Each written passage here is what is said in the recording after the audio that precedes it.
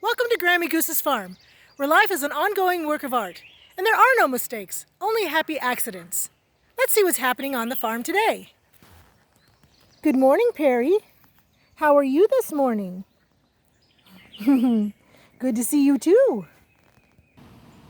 And now, back by popular demand, Fred's Angels. Fred's Angels. Harnessing the power of the sun with the Portuguese rooster. He came from Aunt Frances. He's red, yellow, and green. He's got a black tail. Morning, Fred. Morning, Angels. So Fred here is the rooster that Aunt Frances gave us, and he is, as close as I can tell, a Cochin chicken or rooster. And the reason I like him so much, and when I first saw him I said, oh my gosh, I have to have him, is he looks exactly like a rooster that was painted on a cork bottle that my grandma Alameda brought back from Portugal when she went to go visit. And he's just beautiful. He is just beautiful. You looking good, Fred? Yeah.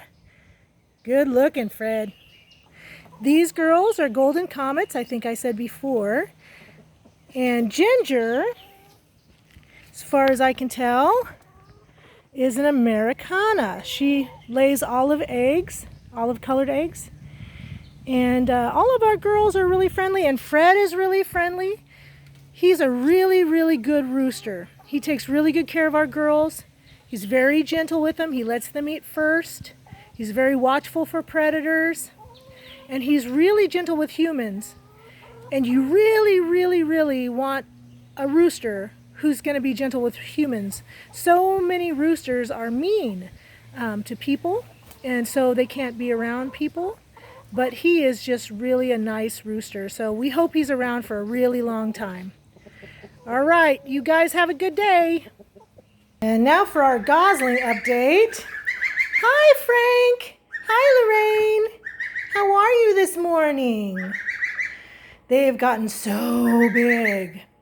I don't know if you can tell, but yeah, each one of them is taking up almost an entire enclosure now, and they can barely fit through that little door. They're kind of going stir crazy in here. They've just about torn down that wall. And we keep moving them further and further away, but they have these long cobra-like necks, and they can reach just about anything. I've been taking them outside every day with the ducks. Hi, baby. Oh, hello there, Frank. That's a very interesting light, isn't it? You'd like to eat that. That's my ring, Frank.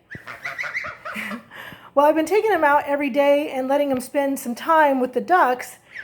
And as you may have seen in our last video, it did not go as well as planned. And especially the black cayuga duck, she just keeps chasing them. And they are bigger than the ducks now, but they are still babies and they're still afraid. If I'm with them, they're not as afraid. But if I'm not with them, they're terrified. And they really want to be close to me, and they really need me, or they look to me for protection.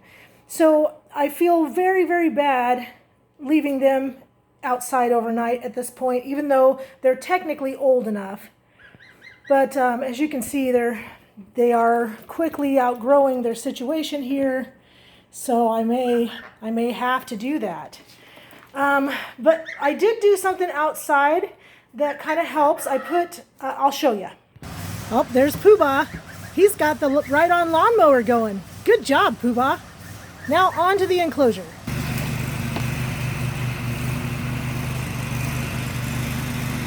Hi!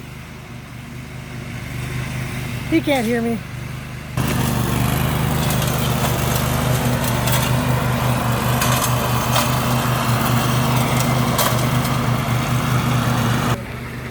Okay, so in here, woo, backfire. In our duck and goose enclosure, we have put this little rubber netting in between the ducks and the geese. Now this is the goose enclosure. They've got their own pool with their own fresh water and their own food dispenser. And the ducks have their own pool and food dispenser. Pardon the brown water. I change it every single day. But if you have ducks, you're going to have brown water. And this is why. They like to take bites of the dirt or whatever it is they're eating and sift it through the water. They kind of swish their beaks back and forth in the water to sift out the dirt so they can eat the bugs. It makes their water very dirty very quickly, but they don't mind at all. As a matter of fact, the muddier the water, the more they seem to like it. But as for this rubber netting here, ducks, domestic ducks anyway, cannot fly. Now the ones in the wild fly, they fly for miles, but these guys, after being domesticated for so many generations, have lost that ability. They now get very plump and juicy, and they're too heavy, and their wings are not strong enough, so they can't fly. But you see this rubber netting, this will keep them from crossing over to where the geese are. Domestic geese also have lost the ability to fly.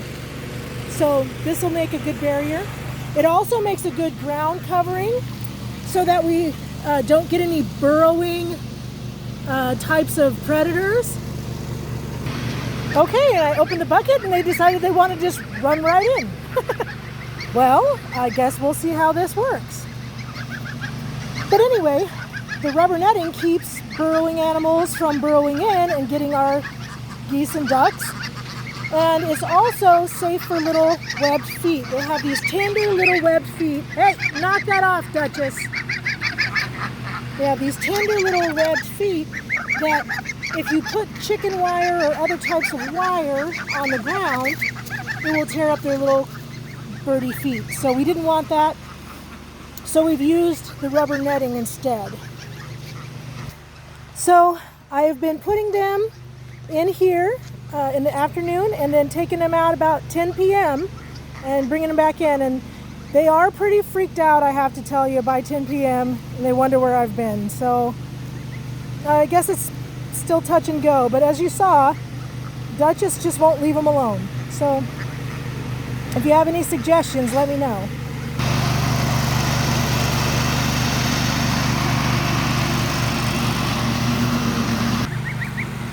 As Henry did point out, these geese will someday be 3 times the size of those ducks.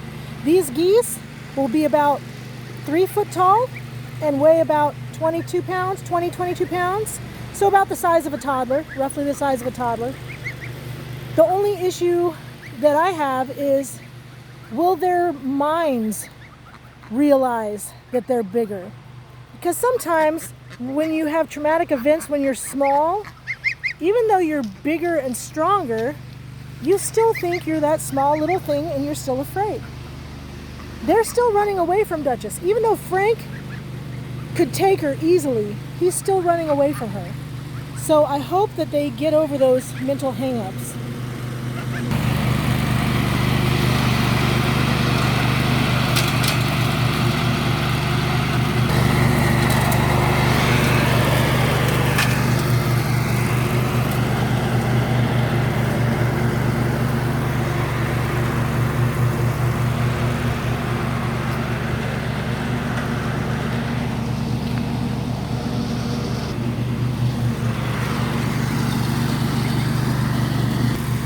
Uh-oh, I just had a mishap with the camera.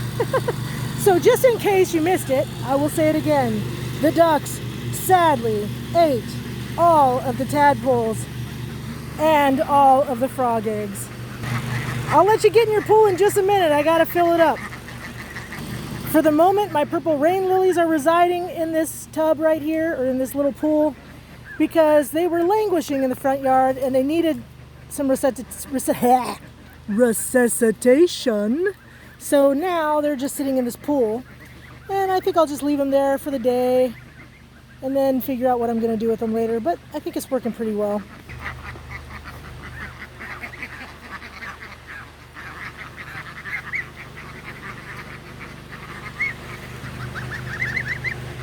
guys. What are you doing? Getting chased by ducks, apparently? Yeah, I don't think so. Alright, alright. You be nice. You be nice.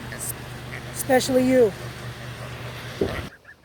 So, like I said before, the ducks like to eat bugs and worms and things like that. The geese primarily like to eat grass. They like all kinds of greens, but especially grass. So it's working out into a nice routine where when I open the gate, the ducks pretty much just want to hang out in the water, in the mud, and eat bugs. So when they come out of their enclosure, the geese will run in and eat the grass while they're gone. So that's working out pretty well.